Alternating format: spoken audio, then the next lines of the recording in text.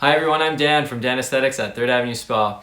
Today we are talking about fillers in the forehead, not Botox. So, which individuals would benefit from this, the techniques I used, and also the danger and safety zones that need to be addressed with anything with regards to fillers. Stay tuned, it's going to be interesting. I can't wait.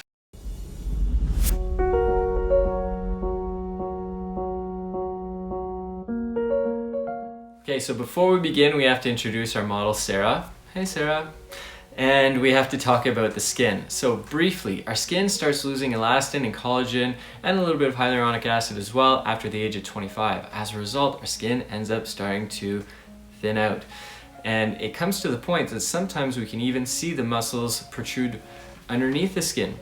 So take a look at this example here. So corrugators, these muscles right here that cause the 11s. Sometimes if the skin ends up thinning out, we can actually see that muscle. Take a look from the side if you want to take a peek in the mirror or have a selfie pic or whatever. If you start seeing an indentation right here, that indentation was not always there. That will only happen after about the age of 25. Take a look at someone who's under the age of 18. They have a smooth convexity from the eyebrow to the hairline. There's no indentation. So if there is an indentation there, you could benefit from filler and it would feminize or smooth out that face. Now another candidate for fillers in the forehead would be someone who has a short hairline or a short forehead.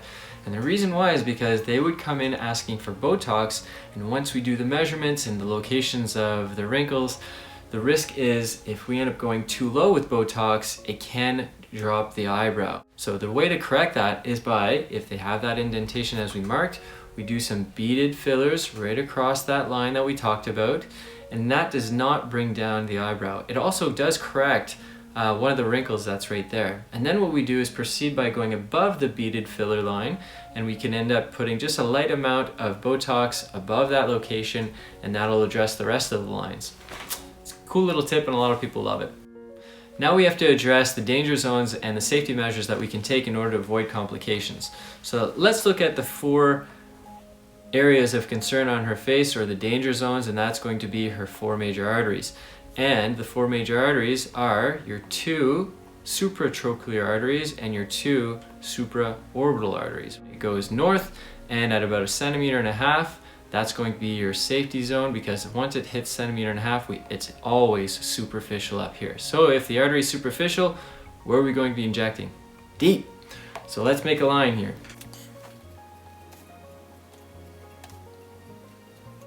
So this zone here is our absolute zero fly zone. We do not inject here ever. It's way too high risk. You don't know the depth of the arteries, and you could potentially introduce a filler into one of these arteries, causing someone to go blind. So rule of thumb is all this area is a no-go. So we do not touch that. Above here, we're safe as long as we know what we're doing. So this is the area where I want to fill, and there's usually that indentation right here. Let me see if I can do that quickly. That line that I gave you, that's where you're going to be concentrating your filler. Now before we inject, we need to be aware of one key nerve, and that's your supraorbital nerve. And that one comes out here, and it goes all the way to the side, and then it comes up here. We need to avoid hitting that, and the reason why is because A, you're going to hurt someone, they're going to feel a lot of pain all the way to the back of their head. I don't think they're going to be too happy about that. So in order to avoid hitting that, we need to look at this temporal crest line here. This line that I drew out, this temporal crest line, is our landmark. This nerve ends up coming always within 1 centimeter of that temporal crest.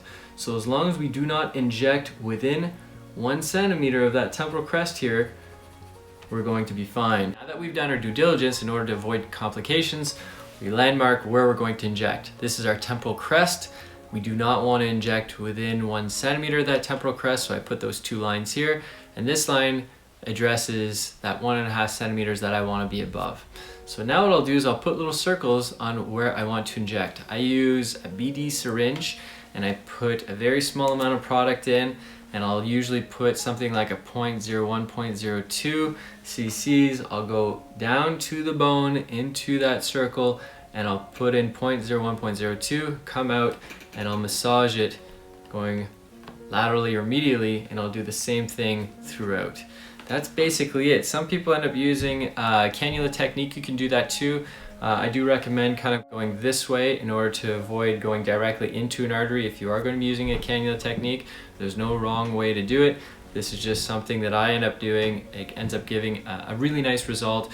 You may have a few little bumps that'll last maybe a day or two depending on the product you use, but I use something that's very thin. Now that's it for me this week. Thanks so much for tuning in. I do appreciate it. I'm posting these videos every week, so leave a message, comment, I'll get back to you within 48 hours.